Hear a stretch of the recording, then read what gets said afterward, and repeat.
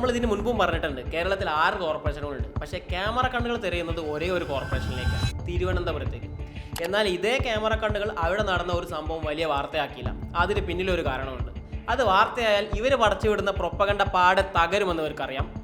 നഗരത്തിലെ മാലിന്യ പ്രശ്നം ഘട്ടം ഘട്ടമായി പരിഹരിച്ചുകൊണ്ടിരുന്ന പുതിയ ഭരണസമിതിയെ, അത് BJP ഭരിക്കുന്ന ഭരണസമിതി ആയതുകൊണ്ട് തന്നെ എങ്ങനെയും കരിവാരി തേക്കാൻ മാലിന്യ മാഫിയകളെ കൂടി കൂട്ടുപിടിച്ച CPMന്റെ തന്ത്രം മേയർ കയ്യോടെ പൊക്കി.